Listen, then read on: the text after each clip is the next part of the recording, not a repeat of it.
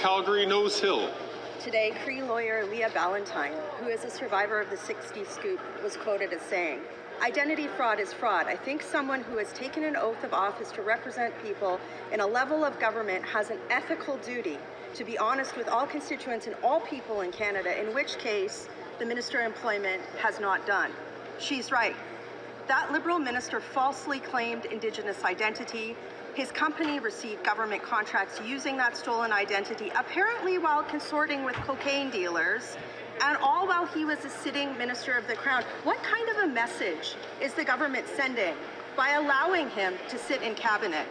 As Jody Wilson-Raybould said today, the Prime Minister is making a mockery of reconciliation and is enabling, quote, white people playing ancestry wheel of fortune. That fraudulent minister must resign, or the Prime Minister must fire him.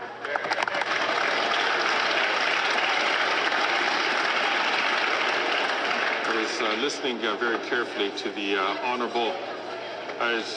listening very carefully to the honourable member, and it is order, please.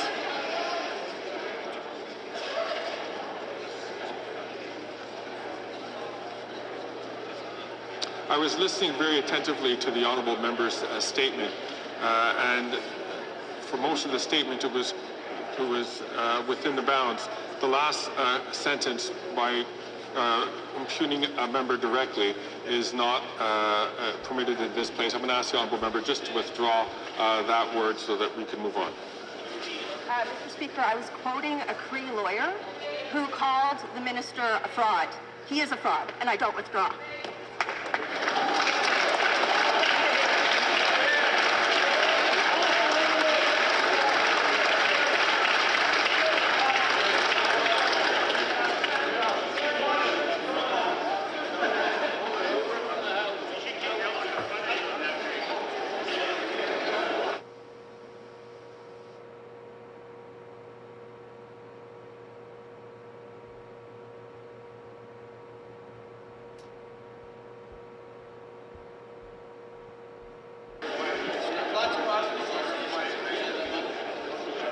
I'm going to invite the honourable member.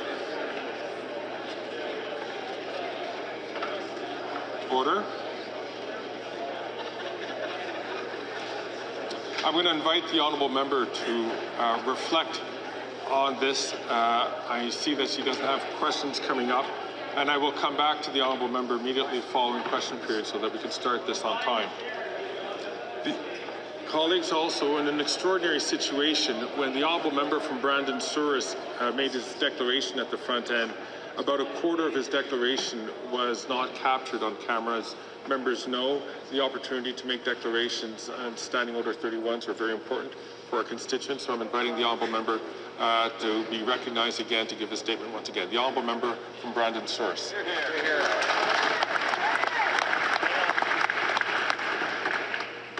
I rise to recognize Barbara McNish, who retires from her role as Executive Director of Samaritan House Ministries next month. For 28 years, Barbara has served in some way, shape, or form with Samaritan House.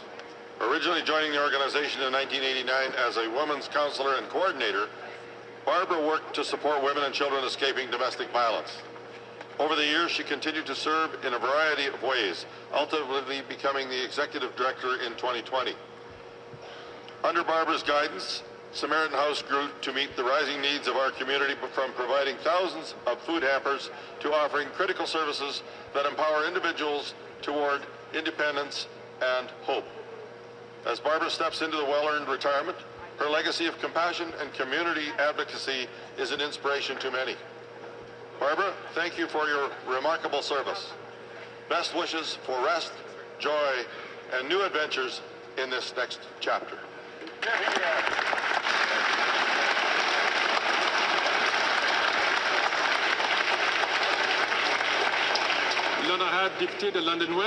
Honourable Member for London West. West. Thank you, Mr. Speaker. We know that the Conservative leader had a rough week, Mr. Speaker. While he's busy defending his plan to cut housing funds, Conservative members got an earful from their mayors and their constituents about their leader's reckless plan. How do we know, Mr. Speaker? We spend the whole week reading about it in the media. It's no wonder Conservative MPs are going behind their leader's back to plead for funding and complain to the CBC about their gag order he has imposed on them when it comes to representing their communities. Meanwhile, in London, we added an extra 638 units for the people of London West who need it most.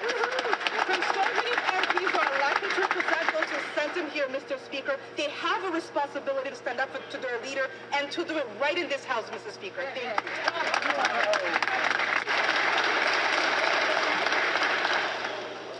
Question oral questions. Questions orales. The honourable member from Regina Capel. Day after day brings new sordid details about the employment minister's scandal. And yesterday we learned that his company shares a mailing address with an international drug trafficker who's been busted for cocaine not once, but twice. He's been caught out in falsehoods, caught faking Indigenous identity to try to secure government contracts meant for real Indigenous people, and his company is under investigation for 9 fraud-related counts. Why on earth has the Prime Minister not fired this man?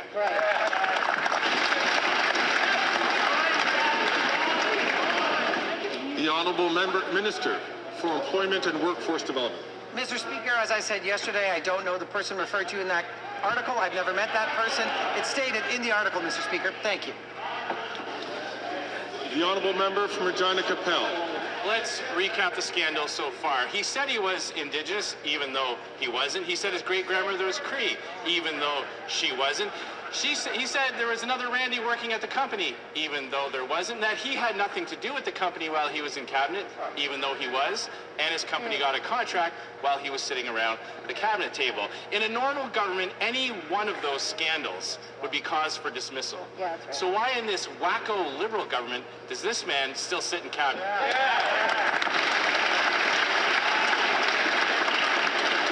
And ask members to be very judicious in their use of words. L'honorable ministre des... The Honourable Minister of Public Services and Procurement. Thank you, Mr. Speaker. The Minister has already answered this question many times. The question that we still haven't had an answer for is why the Conservative leader's scandal, who refuses to seek his security clearance and protect himself and his future members during the next election, what is he hiding? When he refuses to get information about the risks of foreign interference, the upcoming elections, thank you. I would ask the honourable member to not speak until the chair recognizes him. Regina Capel. Well, we don't know what it'll take for this guy to get fired from this Prime Minister. We do know what will get you fired.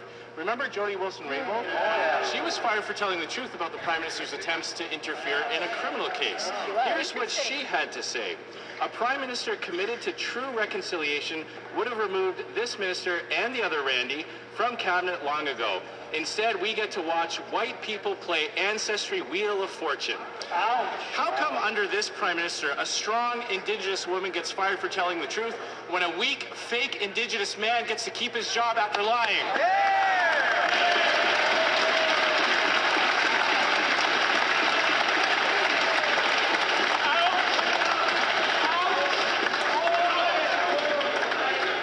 Again,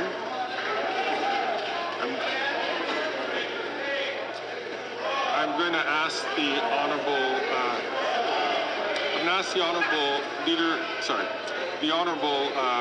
member from Regina Capel, who once sat in this chair, to withdraw that one word which was directly used to another member, which would not be considered parliamentary. And I ask the honourable member to do so. I'll withdraw the word lying and replace it with telling falsehoods.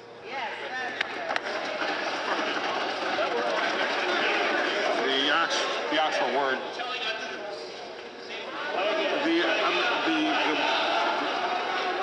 The word which was being used.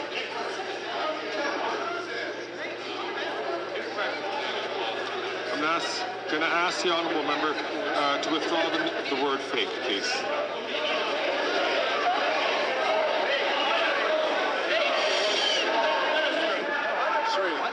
just for the speaker to clarify, the word fake, but the minister did. He faked all those things. The minister is now admitting that he's not Indigenous, so He it faked. could be something that he wanted.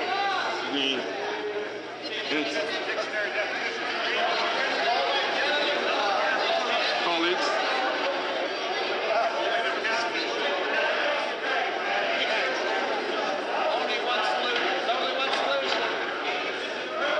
colleagues, yesterday there were members who were asked to withdraw that very same word, and the member did. And so I'm going to ask the honourable member if he could please do so. I will withdraw the word fake and replace it with either sham, imitation, counterfeit. The honourable member.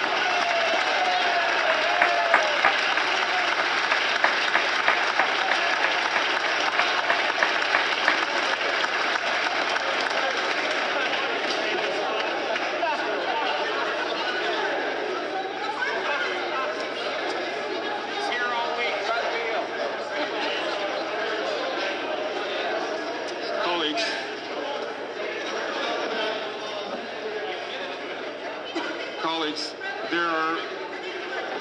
I've always insisted,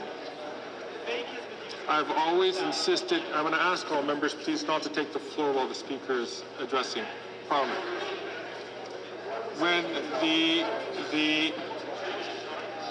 has been a tradition of this place to ask very tough questions, to keep government accountable. It's important for government, of course, to provide very clear answers. But we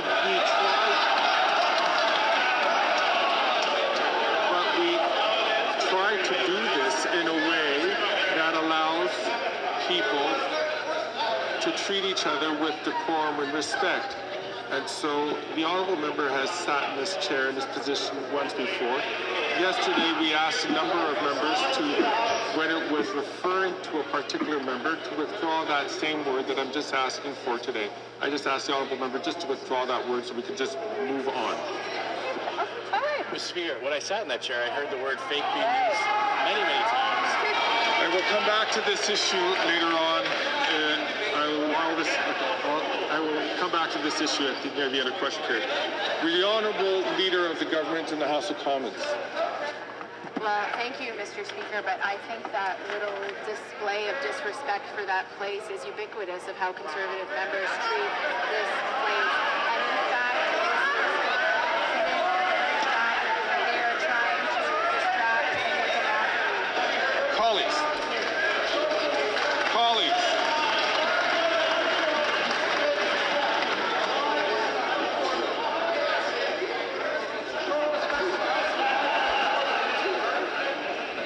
The honourable member,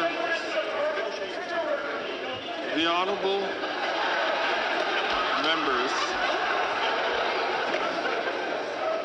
need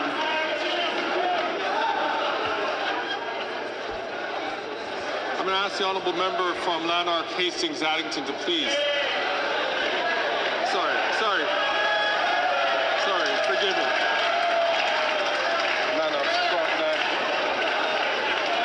Forgive me, the honourable member from Lanark, Frontenac and Kingston to please not take the floor when he is not recognized to do so. Now, colleagues,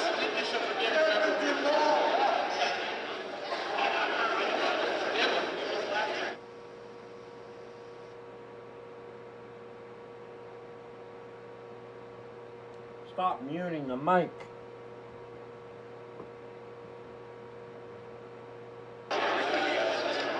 I do not know if the Honourable Minister had finished her answer because I was not able to hear her.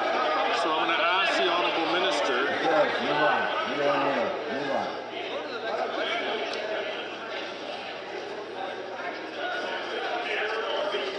Taking up too much time. Let's go. Move on.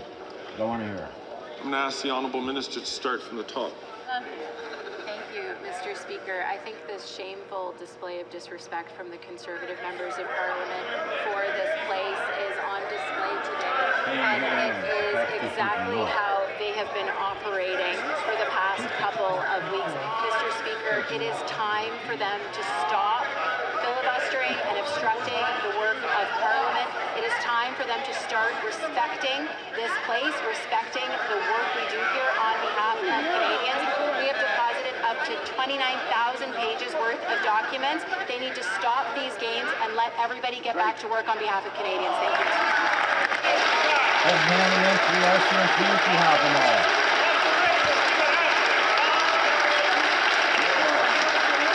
I'm going to ask the honourable member from St. Margaret, South Shore, to please not take the floor. And to all colleagues, we are wasting a fair bit of time. And to making sure that members get going, we might have to cut a couple of questions from today.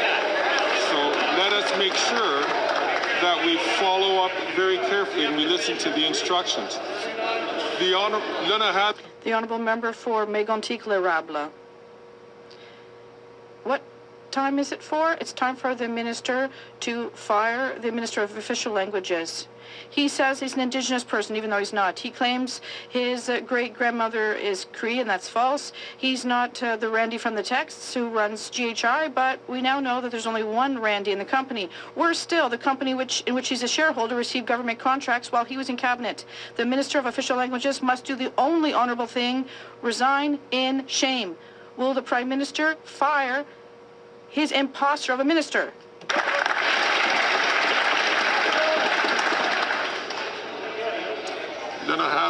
The Honourable Government House Leader. Thank you, Mr. Speaker.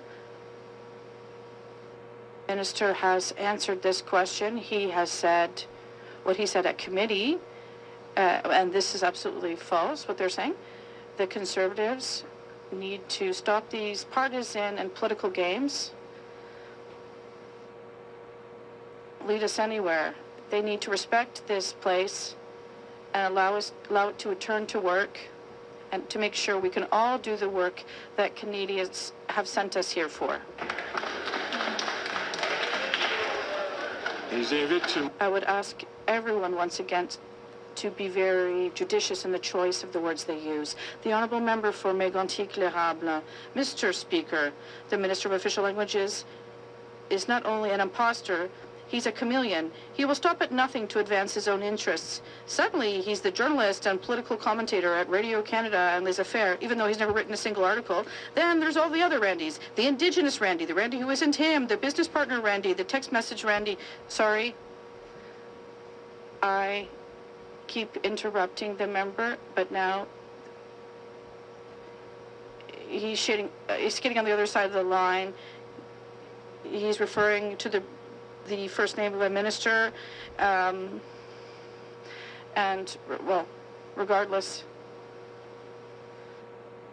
he's made 5 references to this, and this is not okay, so I ask the honourable member to find another way of asking his question, and I ask him to start his question again, please.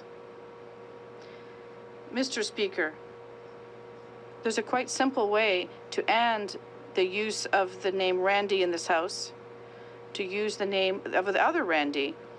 It's if the Prime Minister would fire the Minister of Official Languages. When will the Prime Minister end this big masquerade and fire all the Randys?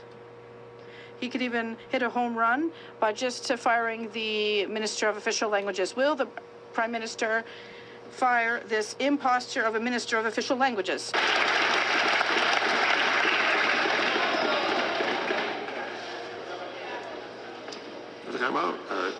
Truly, you have put me in a very uncomfortable situation. The Honourable House Leader. Mr. Speaker, this is unbelievable what the Conservative members are doing. Today they are showing they have no respect for this place, for democracy in Canada, or as what you're saying as Speaker of this House. There are Canadians who are watching this circus that they are doing on the other side, and the Conservative members are making a joke of this place. It is the seat of our democracy, and this is really shameful. Thank you. Bonne réponse. L'honorable député de La... The Honourable Member for La Prairie. Radio Canada has obtained documents proving that the CRA has known for months that it is a veritable sieve when it comes to fraud. Since November 2023, it has known that fraudsters were receiving fake tax refunds. But instead of sounding the alarm, the CRA is covering it up. It hides from taxpayers the fact that over $100 million has been stolen from them this year. It hides from them the fact that 31,000 of them have had their personal information stolen. And instead of trying to fix this, it has decided to hunt down their employees to silence whistleblowers. Will the minister clean house as necessary? L'honorable ministre... The Honourable Minister of National Revenue. Thank you, Mr. Speaker. What my colleague is saying is false. We've hidden nothing. As soon as there is information that is learned about potential fraud, I can assure you that we take this situation very seriously, that the persons involved are immediately questioned, their accounts are blocked. We identify the fraudsters and there are other consequences. And we report to the Treasury Board and to the Privacy Commissioners, among others. Thank you. The Honourable Member for La Prairie. Impressive. When it comes to crisis management, the CRA is an example not to be followed. Here's how they don't deal with fraud. 1, hide the crisis until it ends up in the newspaper. 2, hide the theft of personal information from the Privacy Commissioner. And 3, hunt whistleblowers instead of fraudsters. In short, CRA executives don't want to solve the problem. They just don't want to be blamed for it. Their top priority is to protect their own backs. Will the minister get her priorities straight?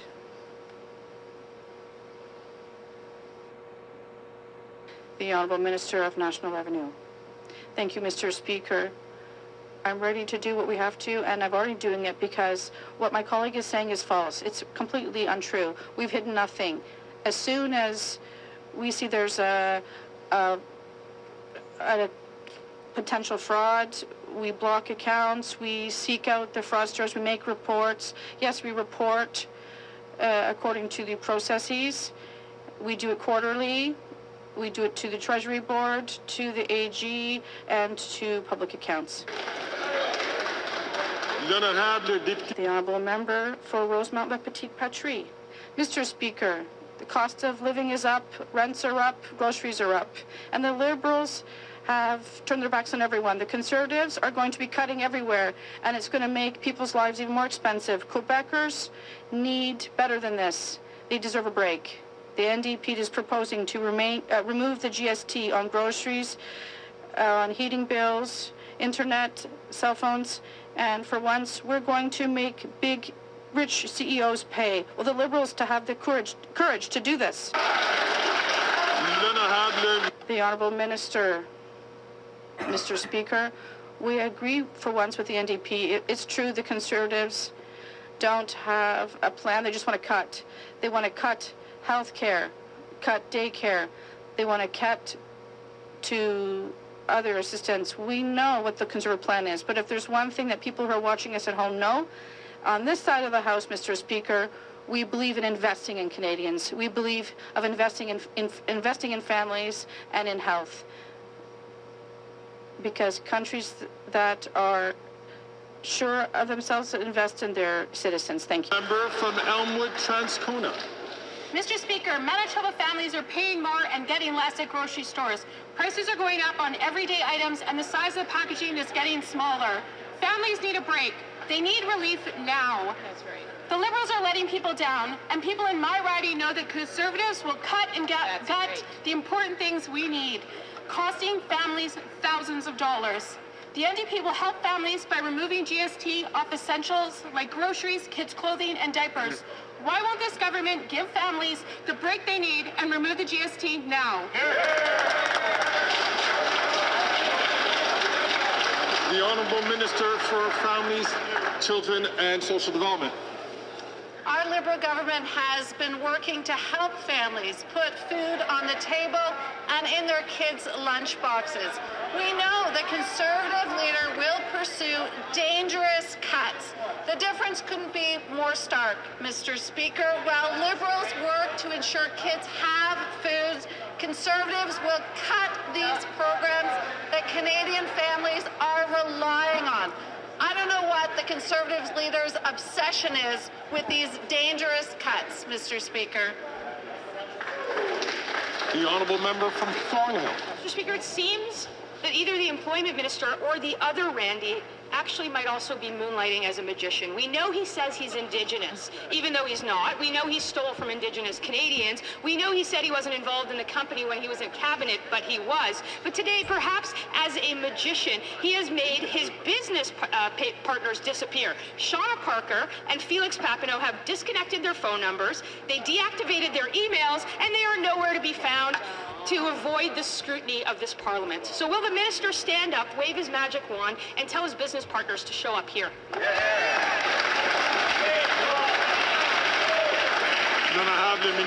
The Honourable Minister of Public Services and Procurement.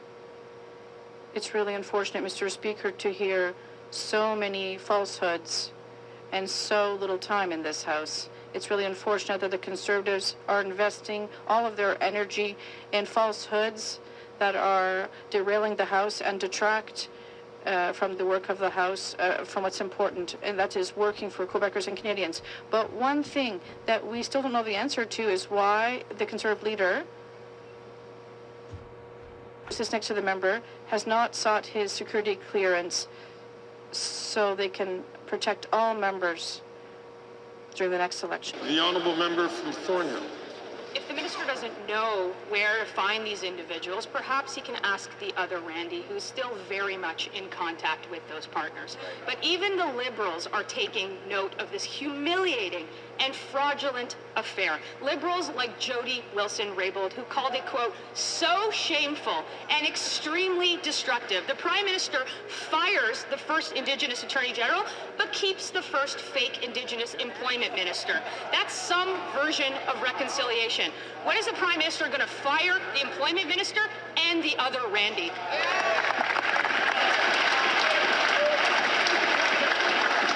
The Honourable Government House Leader. Mr. Speaker, the minister has addressed those issues. He has stated that what the member opposite said is false. But Mr. Speaker, what we want to know is why is the leader of the opposition silencing his members of parliament? Why won't he allow his members of parliament to speak on behalf of their constituents and advocate for their communities? Mr. Speaker, all we hear from the leader of the opposition is silencing his own members of parliament, Mr. Speaker. Why won't he just let them speak? Thank you, Mr. Speaker. The honourable member for St. Albert, Edmonton. Mr. Speaker, the Minister of Employment is embroiled in allegations of fraud. He almost certainly violated the Conflict of Interest Act. He got caught pretending to be Indigenous in an effort to steal government contracts from legitimately owned Indigenous businesses. And we now learn that the minister has a business connection to a cocaine trafficker. In the face of all of that, why is he still in cabinet?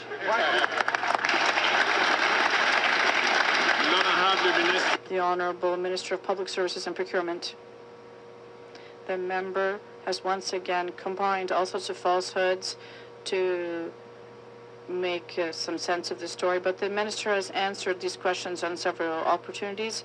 All of this is false, and we still don't know, however, how the member who asked the question will protect himself against foreign interference during the upcoming election if his Conservative leader refuses to seek his security clearance. How will he know if he's protected from foreign interference under the next election?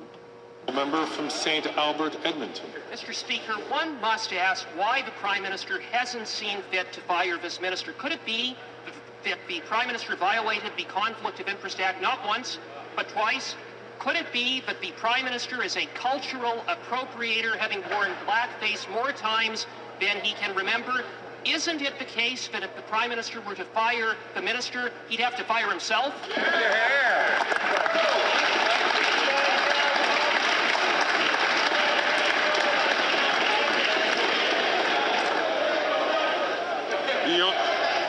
The Honourable Minister for Innovation. Mr. Speaker, what Canadians are witnessing today is very disturbing, Mr. Speaker. On many occasions, you had questions that were asked and answer that was provided, Mr. Speaker. But the real issue that Canadians are asking at home is why the leader of the Conservative would not get the security clearance, would not get the briefing, and would not do his job, Mr. Speaker. That's what Canadians are concerned about. Get the clearance, get the briefing, and do your job, man.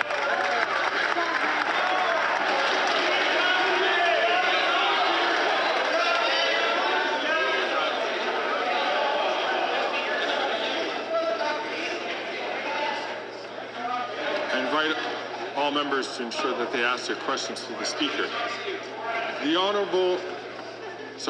That they speak to the Speaker, whether or not they ask questions or give answers. The Honourable Member for Charlebourg, Saint Charles. The Minister of Official Languages said he was indigenous so he can get money for Indigenous companies, even though he's not. Must also, the famous Randy, he says isn't him, even though we know there's only one Randy there. He's an imposter and a charlatan. He's corrupt. On several occasions, I have asked all members to be very cautious in terms of the language that they are using. This time, the language that is being used directly impugns another member of this place, and I would ask the honourable member for Charlebourg Saint Charles to ask his question again and to retract his comments and to re-ask his question. Mr. Speaker, the Minister of Official Languages has said he's Indigenous. I ask you to remove your comments first, retract them, and then start your question again. The Honourable Member for Saint Charles. I'd like to retract that he's a fraudster and corrupt, and I will say instead that he has committed fraud and corruption. Is that okay? No. Won't work. I would ask members to follow the members of other who asked the question yesterday, and their retraction was acceptable. So I'd ask the member once again, please, to retract his comments and then ask his question again. Otherwise, we'll move on to the next question. And say the minister is a fraudster and corrupt, and say there are allegations of fraud and corruption with respect to this minister, and I would ask the Prime Minister to remove him from cabinet. The Honourable Minister of Public Services and Procurement. Our colleague from Charlebourg Saint Jean is obviously just having a hard time expressing himself today, but one thing we do agree on is that the whole story of his Conservative leader, who saying that the agreement we have with the government of Quebec is to build 8,000 housing units, but he said there are none, but there are dozens in his own riding. So these units are being built. So when will he ask his Conservative leader to go himself and see that there are truly projects in his riding? The Honourable Member for Charlebourg Saint Charles. Minister is trying to divert from the question, but the Minister of Official Languages in 2015 said that he was a journalist and even worked for Radio Canada and Les Affaires. We know it's not true, Mr. Speaker. Also, he also led people to believe he was Indigenous to get funds for Indigenous companies. He no longer deserves to be in cabinet. Will the Prime Minister show him the door? The Honourable Minister of Public Services and Procurement. The Minister has already answered these questions, but what we still haven't heard, Mr. Speaker, is the opinion of the Conservative member for Charlebourg in terms of his riding and the projects that are being built. There are dozens of affordable housing units that have been built with the agreement with the Quebec government that we signed. But his Conservative leader is saying that these units don't exist. When he show all of us, ask his leader to go visit these wonderful housing units that his leader says don't exist. I'm a member from St. Margaret's, South Shore St. Margaret's, for the second time today to not take the floor when not recognized. I would not like to remind him a third time. The honourable member for Avignon, La Matisse, Matane, Matapedia. The federal government has once again made a clean getaway on passports. While the federal government is being questioned about its border plan in the face of Donald Trump's deportation threats, Radio Canada reveals that the federal government issued a passport to a criminal smuggler known to authorities, a repeat human trafficker, a man implicated in the deaths of 9 migrants in the river last spring. This man was given a passport by Service Canada. How is it possible to be so dangerously incompetent?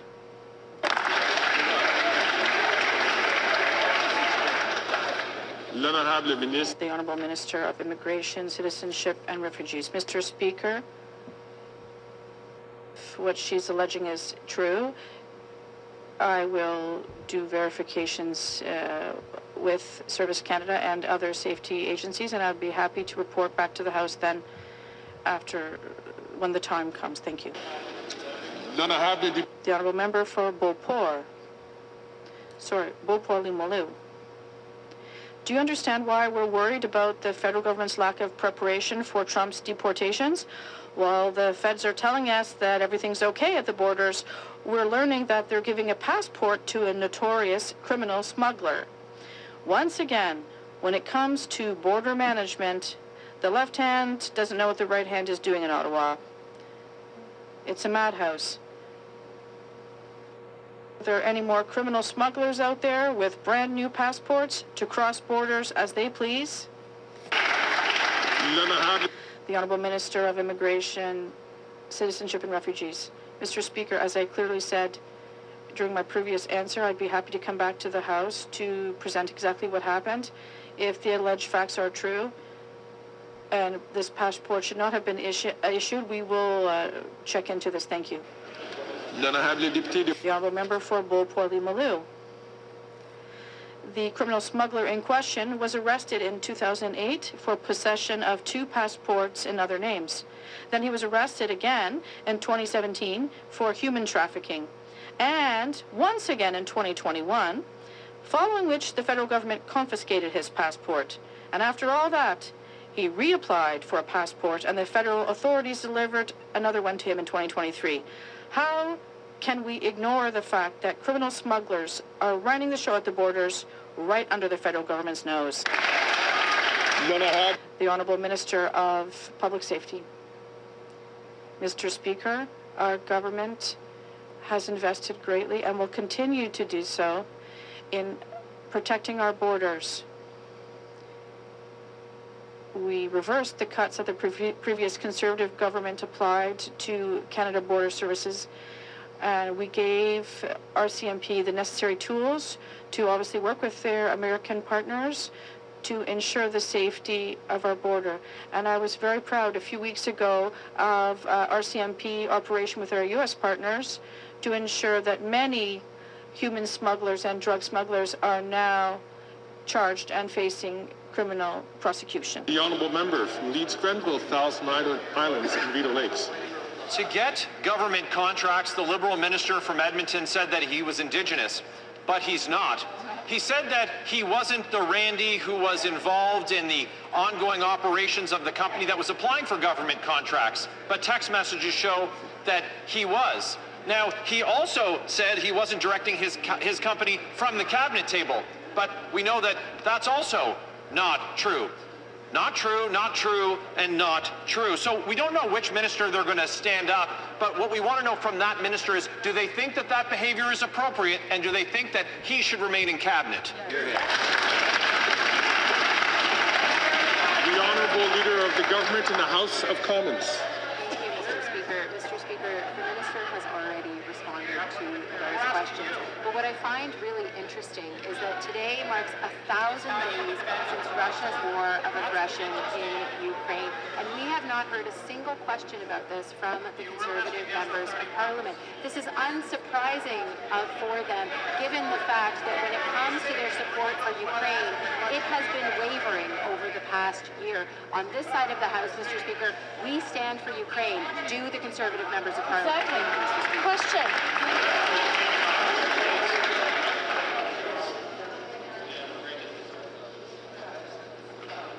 The honourable member from Leeds, Grenville, Thousand Islands and Rideau Lakes. Well, I'm glad that the minister showed up for work, but she must have been late enough to not hear our statement where we expressed, of course, our support for Ukraine. But let's focus on the facts. The facts are that their cabinet colleague is involved with cocaine traffickers. Their cabinet colleague is pretending to be Indigenous in order to disenfranchise Indigenous-owned companies and Indigenous people. That's who they're in league with. That minister can't seem to tell the truth to save his own life. So Randy or other Randy or pretend Indigenous Randy, none of them should be in cabinet. Why won't they fire this fraudster?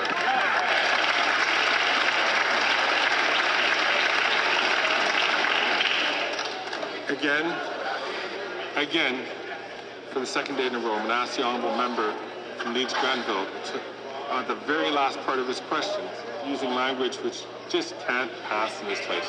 The honourable member, will he just simply withdraw that question and then we can move on? Withdraw that word and then we could just simply move on. The word fraudster is withdrawn. I thank the honourable member. The honourable leader of the government of the House of Commons. Thank you, Mr. Speaker. Well, I guess the member opposite wasn't paying attention to my answer because I said we were halfway through question period and I had yet to hear a question from the members opposite about the war of aggression by Russia on Ukraine. And Mr. Speaker, let's look at the facts. This time last year, they were holding up and voting against the Canada-Ukraine Free Trade Agreement, an agreement that Ukraine had asked us for as an ally. Mr. Speaker, when it comes to meaningful action, they do everything they can to hold back support from Ukraine, and we're seeing that today too. Thank you, Mr. Speaker. And ask the honourable member from Battle River Crowfoot, please, to not take the floor when not recognized by the chair. The honourable member from Halliburton, Kawartha Lakes, Peterborough. Brock. Speaker, reports continue to reveal one false statement after another about the employment minister's claim of Indigenous heritage. The fact he is still in cabinet has laid bare the reality that truth and reconciliation mean nothing to Liberals. We found out today the company co-owned by the minister, GHI, is in fact green-lit to bid on government contracts. This is the same company that falsely claimed to be wholly Indigenous owned while inventing this fictional other Randy and sharing a mailbox with an alleged cocaine smuggler. Will the Prime Minister just end the charade and fire the minister?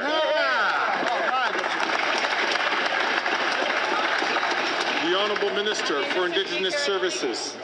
Thank you, Mr. Speaker. It only seems apparent that the Conservatives want to talk about reconciliation when it's allegation, but rather they don't want to talk about reconciliation when we're talking about investing in First Nations housing or helping Indigenous people ensure their opportunities to have economic success or procure from the government of Canada. They don't want to talk about that, Mr. Speaker, because you know why? Their record is shameful, Mr. Speaker. In fact, they have continually cut services for Indigenous people. When they were in power, we will do the opposite.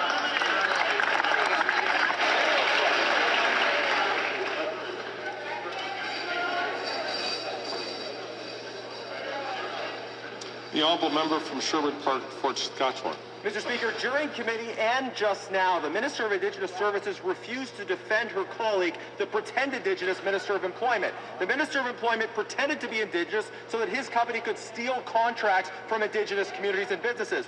While the Prime Minister continues to be the defender of the pretender, even his cabinet colleagues are losing faith. Now, this question is for the Minister of Indigenous Services. Will she stand up and defend her cabinet colleague, or should he be fired?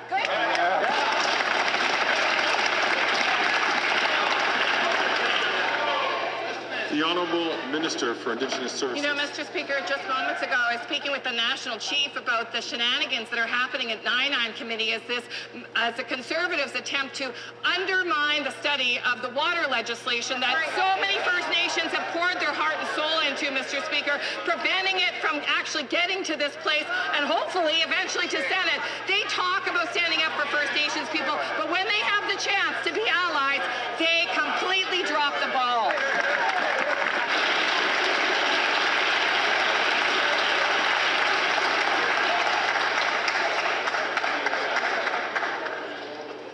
The Honourable Member from Victoria. Mr. Speaker, the cost of living is up and Canadians can't keep up. Meanwhile, oil and gas CEOs pollute our planet. They gouge Canadians, all while raking in billions in profits. The Liberals have let Canadians down. This past week in Victoria, Common Horizon hosted a Make Them Pay town hall, calling on this government to make rich CEOs pay what they owe. So will the Liberals listen to Canadians and finally put an excess profits tax on big oil and gas?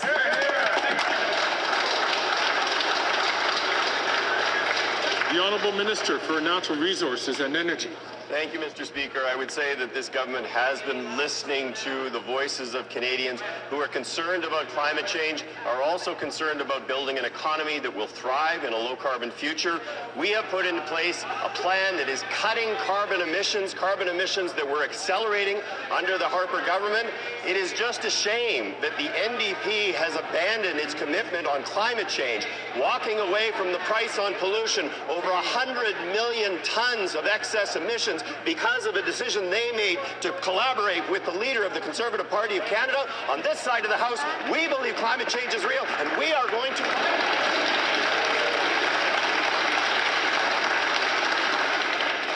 The Honourable Member for Hamilton Centre. Mr. Speaker, nobody believes this progressive Liberal government because they bought a pipeline. But back to the question at hand. Just 10 kilometers from this place, the Ottawa Food Bank is overwhelmed. And last month, like food banks across the country, it saw the highest number of visits than ever before. The cost of living is up, and more people who never thought they would need a food bank need one now. The Liberals have let people down, and the Conservative cuts are only going to make things worse. It is our NDP plan to remove the tax on grocery items, diapers, and food clothing that will finally bring some relief. So will they finally act for Canadians? The Honourable Minister for Families, Children and Workforce When I visit food banks and I speak to volunteers here in Ottawa and across the country, they share with me not only the pride and the importance of what they're doing, but they also share with me the importance of the Canada Child Benefit and how it impacts the families that they serve. Not only the Canada Child Benefit, Mr. Speaker, but also moving forward with the National School Food Programming, ensuring that kids at school have access to food when they need it. I won't be lectured by the Conservative MPs when time after time... The Honourable Member from Kings Hants. It has been widely reported that Conservative MPs have written to the Minister of Housing advocating for their communities to receive federal funding for new housing. And that's exactly what MPs should do. But what is shocking is that the Conservative... I'm going to ask the Honourable Member from Miramichi Grand Lake, please, not to take the floor unless recognized. I'm going to ask the Honourable Member from Kings Hants to start again. Speaker, it has widely been reported that Conservative MPs have written to the Minister of Housing advocating for their communities to receive federal housing money, and that's exactly what MPs should do. But what is shocking is that the Conservative leader has banned them from advocating for their communities and imposed a gag order from them even talking about these initiatives just because he wants to cut housing funding. Can the Minister of Housing encourage Conservative MPs to find their voice or provide them a witness protection program so they can keep communicating? And can he explain what the Conservative leader's cuts would do to home building in this country, Mr. Speaker?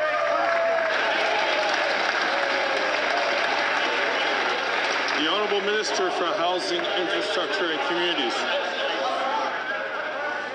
let me start by thanking my honourable colleague for advocating on behalf of his communities, because that is indeed the role that members of Parliament play. In fact, his advocacy has helped secure millions of dollars for communities like Wolfville, East Hants, West Hants, Kings County. Now, Mr. Speaker, I was shocked to learn that the Conservative leader planned to cut these investments when they were going towards building more homes in my province of Nova Scotia. By the way, it's working with a 23% increase in home starts this year. But I was more stunned to see the Conservative members of Parliament abiding by their leader's instruction, refusing to advocate for their communities. If they need witness protection, I'd be happy to speak to the Minister of Public Safety on their behalf.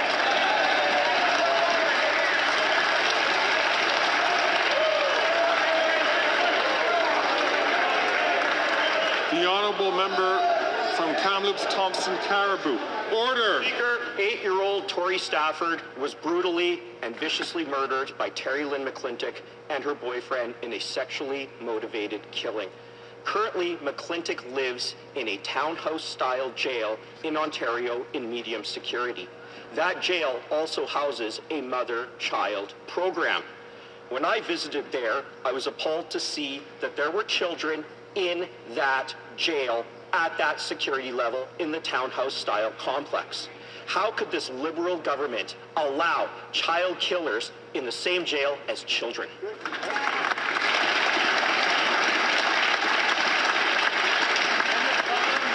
The Honourable Minister for Public Security. Mr. Speaker, the safety of children who participate in this long-standing mother-child program is obviously a top priority for the Correctional Service. There are rigorous eligibility criteria in place to participate in this program. It includes child welfare screening completed by Provincial Family Services, as well as ensuring that people residing in the mother-child living unit have not been convicted of any offense against a child. Mr. Speaker, my colleague knows this program has been in existence for 24 years, and no child has ever been harmed in any way during this program's implementation.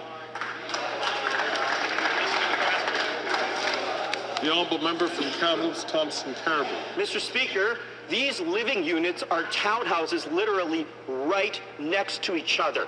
And if they're going to screen people, why aren't they screening the sex offender killer that lives next door? Mr. Speaker, this is the time to show courage and not cowardice, and this minister is doing the complete opposite. This comes back to Bill C-83 that allowed people like McClintock, Bernardo, and Rafferty to serve their sentences in the least restrictive measure. Victims are owed an apology. Is this minister going to reverse these failed policies and get rid of children with sex offenders? The Honourable Minister for Public Safety. Mr. Speaker, this member does a disservice and is disrespectful to the victims of these very people he keeps naming in this House of Commons. Mr. Speaker, the persons he just named are inmates in federal correctional facilities. He pretends that the most important criteria for their incarceration is not the public safety of Canadians. He knows that that's false, and he does a disservice to continually name these people in the House of Commons. We're thinking of the victims of these horrible people and don't think that he should continually drag their names out in this effort.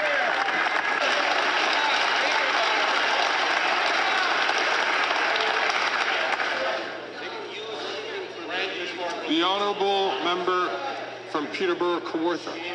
Tori Stafford was 8 years old when she was lured from school by a monster. Tori never made it home.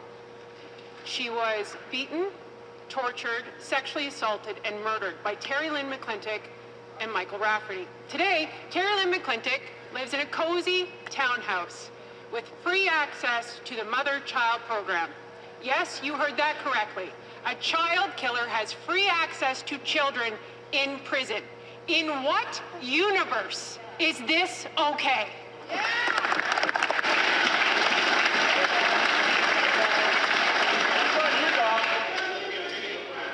The Honourable Minister for Public Safety.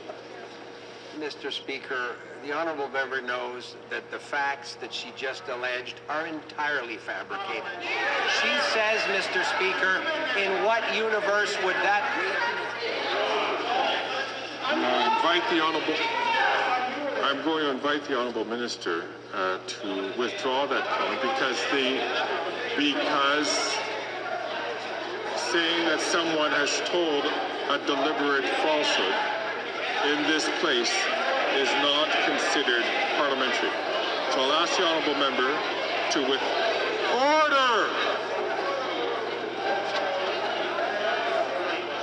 I'll invite the honourable minister to withdraw those comments and to start from the top. Mr. Speaker, I'm happy to withdraw those words. Mr. Speaker, I think it's important for honourable members in this House that allege a series of circumstances to be sure that they're accurate. And when the honourable member says in what scenario would that particular conduct that she alleges be appropriate, the answer, Mr. Speaker, is in no scenario in Canada. So she can wonder why she keeps talking about issues that she knows are entirely inaccurate, Mr. Speaker.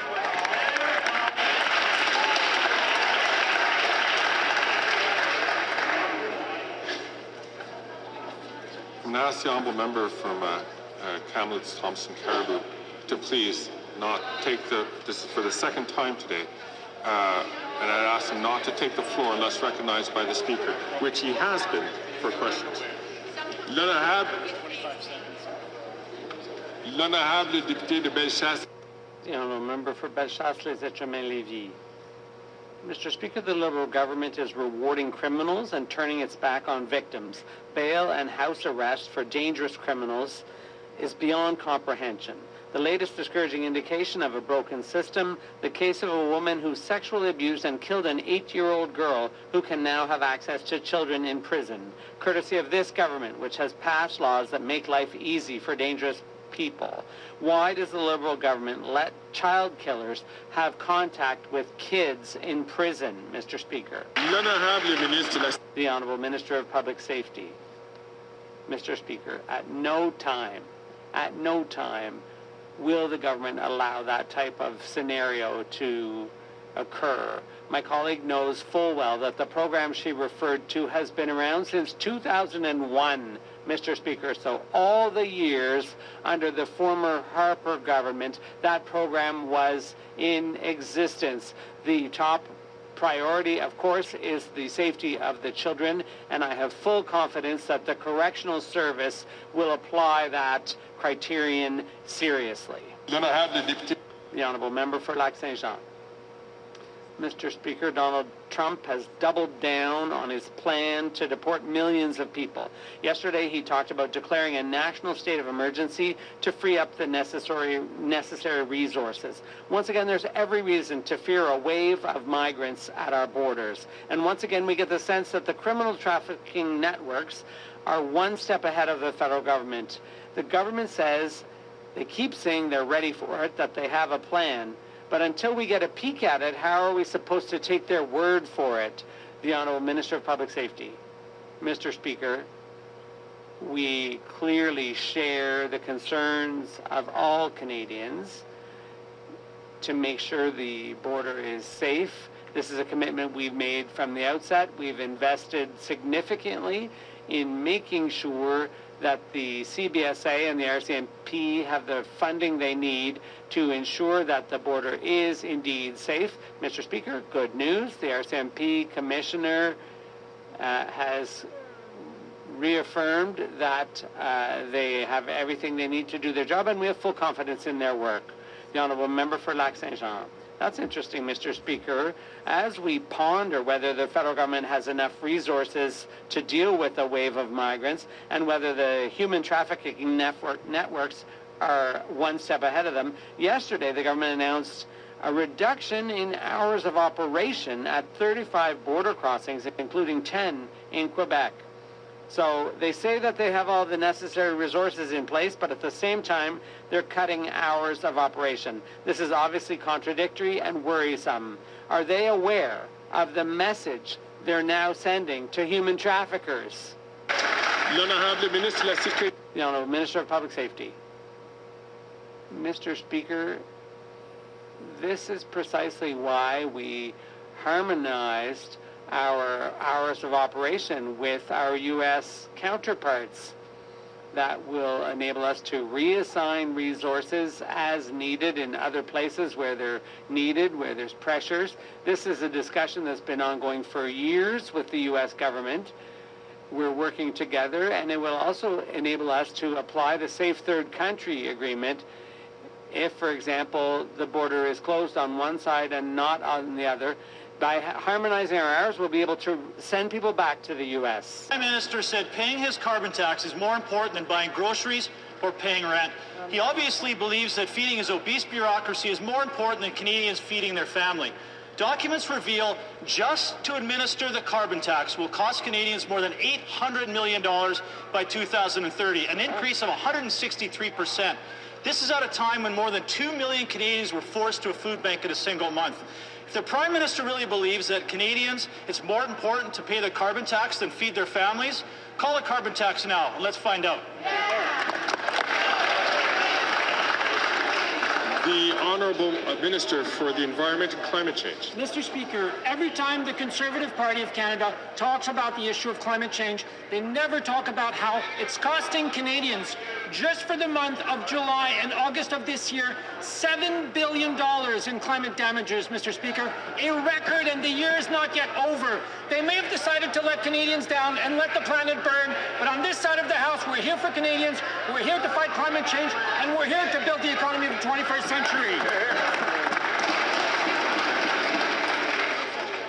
The Honourable Member for Foothills. The documents reveal just as much pain that the carbon tax inflicts on Canadians. They will be paying more than $800 million just to administer the carbon tax. Not only have the costs skyrocketed, but the number of bureaucrats just to manage this scam has doubled.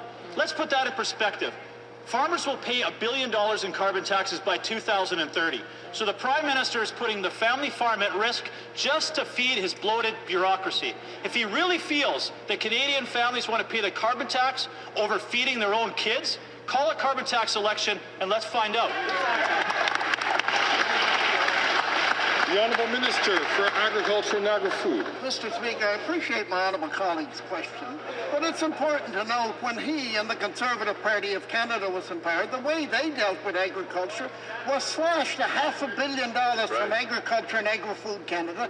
They slashed $200 million from the Business Risk Management Program. If that's the track you want to be on, it's a track of destruction, and we are not on that path as a government, Mr. Speaker. The Honourable Member from South Shore St. Margaret's. The Radical Environment Minister continues to hold financial interest in Cycle Capital, which benefited the most from the billion-dollar Liberal Green slush fund.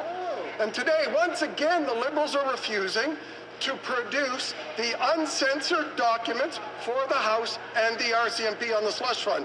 The Liberal cover-up, the obstruction of justice, has been going on for 6 months. When will the Prime Minister come clean?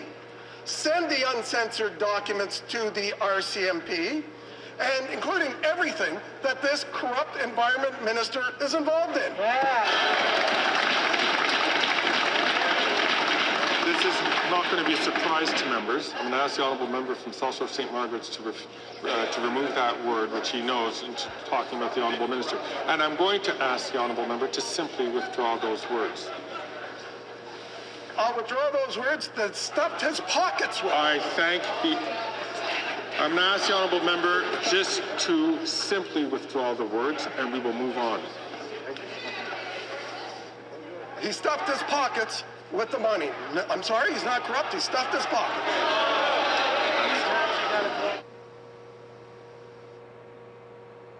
Delayed too long. The Honourable the Honourable Leader of the Government in the House of Commons.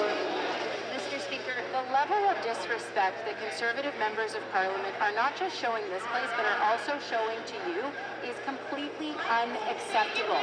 Mr. Speaker, we, as of November 8th, have deposited nearly 29,000 pages of documents in regard to this matter. Mr. Speaker, it is only Conservative members of Parliament that are filibustering and obstructing this place. They are not standing on moral, they are not standing on principle, they are simply trying to hold back the good work that we need to do for Canadians. And Mr. Speaker, their disrespectful behavior is just one more example of their inappropriate behavior here in this place. Thank you, Mr. Speaker. The honourable member from Don Valley East. Well, thank you, Mr. Speaker. Last week we found out the Conservative leader was silencing his members from supporting any federal funding for housing in their communities. It must have been very difficult for Conservatives to oppose funding for much-needed housing projects in the communities that actually sent them here to advocate for housing, not to do the opposite. Imagine how difficult, Mr. Speaker, it must have been for the member for Toronto St. Paul's, who represents a city that received $471 million just because he was being muzzled. Can the minister responsible for housing please update this House on what could happen if the leader of the Conservatives actually got his...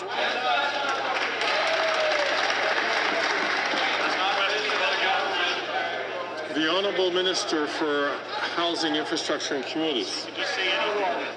Mr. Speaker, I want to thank my honourable colleague not only for his question, but for his tremendous advocacy for the city that he calls home. Now, he's asked a question about the member for Toronto St. Paul's, who I will acknowledge is a new member. But I've watched him in question period, and when you review the tapes, you're going to see he seems to believe the role of a member of Parliament is to mimic the slogans and talking points that he hears his leader put on the floor of the House of Commons. Well, we believe the role of a member of Parliament is to advocate for their communities, and he will sit idly by supporting his leader's position to cut hundreds of millions of dollars from his city. His constituents deserve an MP who will stand up to his leader and stand up for his city. The honourable member from Dufferin-Caledon. After 9 years, these NDP Liberals aren't worth the cost of housing. In December of 2023, these incompetent Liberals gave the City of Toronto $471 million in the so-called Housing Accelerator. The result? In October of 2024, housing starts versus October of 2023 are down 33%. The only thing this Housing Accelerator is accelerating is bureaucracy. When will these NDP Liberals get it through their thick heads? We actually need to build houses for Canadians, not bureaucracy.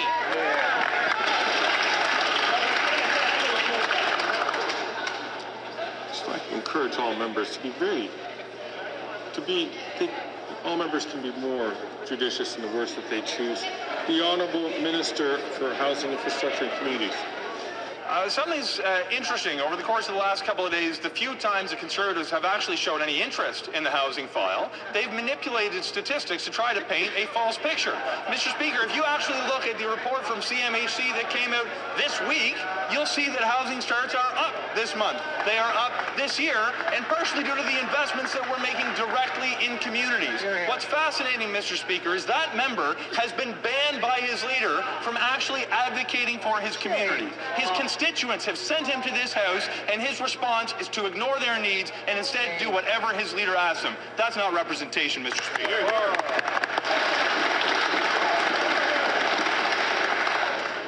The honourable member from Dufferin-Caledon. Canadians actually need a minister who will build housing. Despite what he's saying, the facts are very clear. The Housing Accelerator doesn't accelerate anything but bureaucracy. Here are some stats.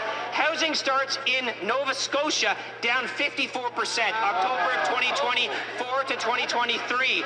In Ontario, same period, 35% down. British Columbia, same period, 30% down. Halifax, same period, 75% down. The Housing Accelerator is a scam. They know it. When will they actually get the houses built that Canadians need?